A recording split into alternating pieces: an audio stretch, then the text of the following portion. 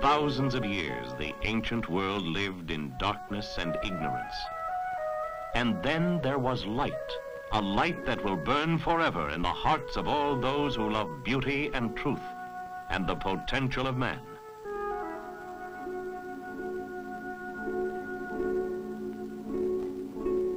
Now the great centers of ancient Greek civilization are ruins. Yet the ancient Greeks left us a living endowment, an endowment that is spiritual and thus indestructible.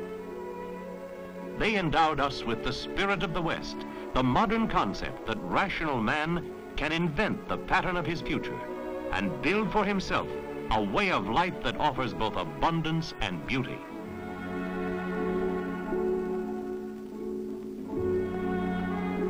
And though most of what the ancient Greeks created is lost forever, they endowed us too with the world's greatest legacy of art and thought. The Greeks were first in architecture, and in drama and the sciences from astronomy to zoology.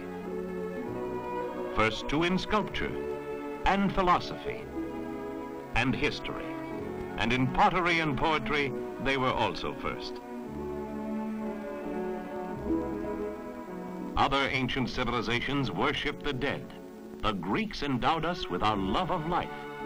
They invented the concept of athletics and sports, as in these park-like grounds where the Olympic Games began. And it is Greece's eternal blend of sunshine and seacoast that makes her the perfect playground for modern tourists. In location and climate, Greece's relationship to the rest of Europe is similar to that of California to the rest of the United States, while the relationship of the island of Crete, about 200 miles south of Athens, to mainland Greece, is similar to that of Hawaii to the continental United States. This sunny center of the Mediterranean, particularly in the jet age, has increasingly attracted tourists from every continent.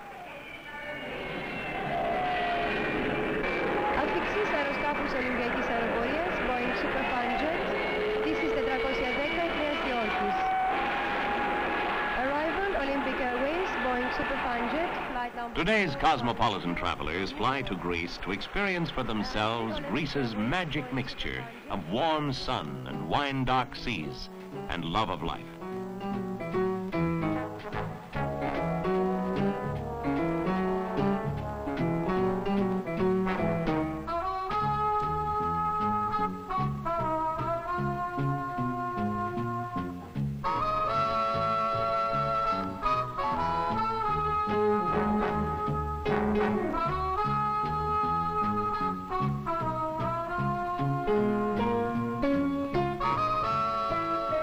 And cruises to the Grecian islands have become one of the world's most idyllic travel odysseys.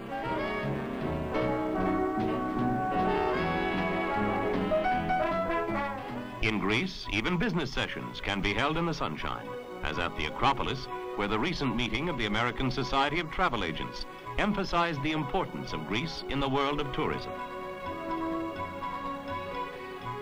Yet Greece's full tourist resources, especially in the western Peloponnesus and in Crete, have hardly been tapped.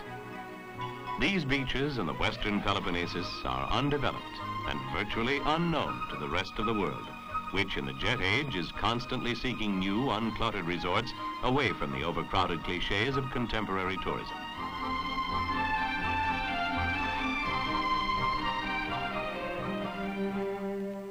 The island of Crete is particularly promising as the world tourist site of the future. Crete's Palace of Knossos is one of man's greatest archaeological discoveries, revealing Europe's first major civilization, the Minoan. Though 4,000 years old, Minoan artistry and grandeur are amazingly well preserved.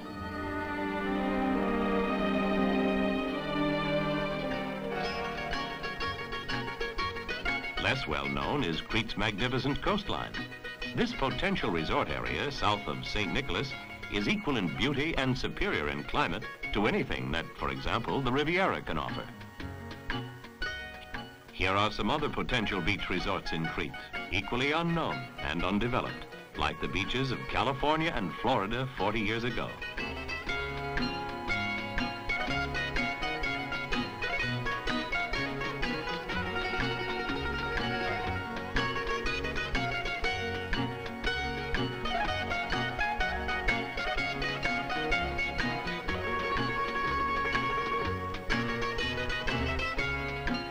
Crete's almost completely undeveloped south coast, the southernmost part of Europe, faces Africa.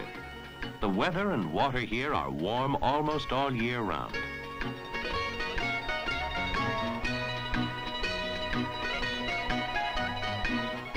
It is primarily the sunny Mediterranean climate that makes the Peloponnesus and Crete so attractive to present-day tourists and to tourists of the future.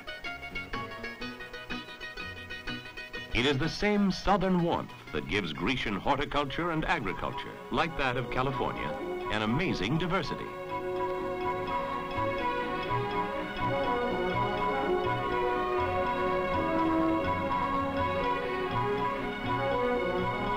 Just as California provides America with its out-of-season fresh fruits and vegetables, so too can Greece, from its Mediterranean center and with its long growing seasons, serve an increasingly prosperous Europe, as well as the emerging economies of Africa and Asia. But the realization of Greece's agricultural potential depends to a large extent on developing improved water storage and delivery methods.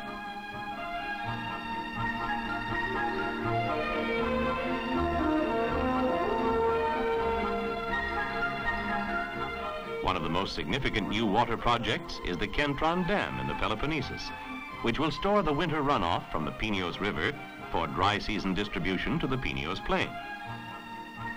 Agricultural production in the potentially fertile Pineos Plain has been limited by water shortages. But when the Kentron, Europe's largest earth dam, is operational, the Pineos Plain will not only produce high-return fresh truck crops, but will produce them far earlier in the season and far later than any other European producers. Citrus production, too, will be significantly expanded. Agriculture on Crete has also been limited by lack of water. The Masara Plain, potentially one of the world's richest agricultural areas, is used now because of water shortages almost exclusively for the growth of olives, with their presently limited return to their growers. But here too, irrigation projects are underway, and drilling crews have discovered underground water resources which will stimulate the development of high-return fruit and vegetable crops. In central Crete, this spring flows at rates of 5,000 gallons per minute in the dry season to 500,000 gallons per minute in the rainy season. But for thousands of years, subterranean seawater has infiltrated into this spring, contaminating this priceless water supply for both human and agricultural consumption. Now, using 20th century technologies, scuba diving geologists are exploring the spring to discover the natural mechanism by which the seawater infiltrates. It then may well be possible to seal off the seawater infiltration and thus tap its great water supply, significantly increasing the agricultural potential for the entire central Cretan area. In industrialization, too, Greek labor and management have consistently demonstrated their capability for further expansion. A few representative examples of Greek industrial progress would include the recent establishment by the Esopappas company of this modern oil refinery and chemical processing complex in Thessaloniki.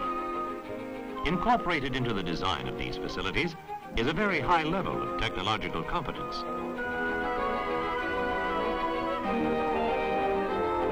The Esopappas organization, headed by an American businessman of Greek descent, will also begin production soon in this new steel mill, also in Thessaloniki. In Piraeus, the Viohalco organization has for many years successfully fabricated copper and aluminum into useful household, industrial, and commercial products.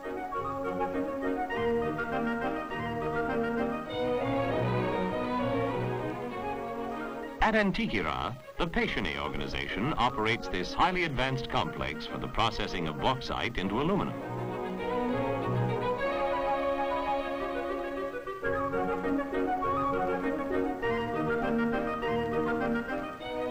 And as still another example of Greece's continuing industrial progress, the Rexall Company's Tupperware division just inaugurated a new facility at Thebes for the production of plastics.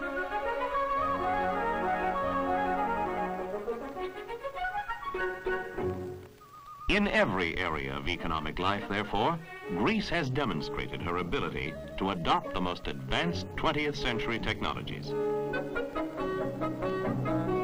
And now a new force has entered the Greek economic scene. Litton Industries, whose application of the systems management concept has achieved so many outstanding successes in defense and space. This is an actual meeting in which that concept is at work. Seated alternately at the round table are technical experts of the Greek government and their Litton counterparts in economic development, who are sharing their expertise with their Greek colleagues in a trailblazing collaboration between private industry and government. Under the systems management concept, every aspect of a complex problem is fully analyzed. The optimum attack on each aspect is planned, and the total attack coordinated until the entire problem is solved. And in accord with that concept, the development experts at this round table have already completed the advanced planning of special developmental projects in tourism, agriculture, and industry. Greece is thus a nation in transition to a more abundant economy, to be achieved by applying the most advanced technologies to the full realization of Greece's natural resources. Greece's greatest natural resources are her sunshine, her seaports and geographical position, and the unending resourcefulness and vigor of her people, resources ideal for modern tourism.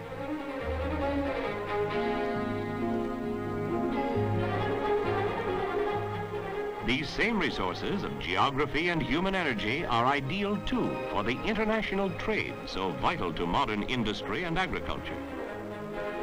Now, in addition, potential sites for tourism in the Peloponnesus and Crete will be planned and developed to take fullest advantage of the jet age, increased leisure time, and the recreational needs of the traveling public. And Greek agriculture and industry, under the systems management concept, will incorporate the most modern technologies for every aspect of both production and marketing. For the ancient Greek world endowed our world with the modern spirit, the restless and inventive mind, ever seeking better ways to improve the quality of his life.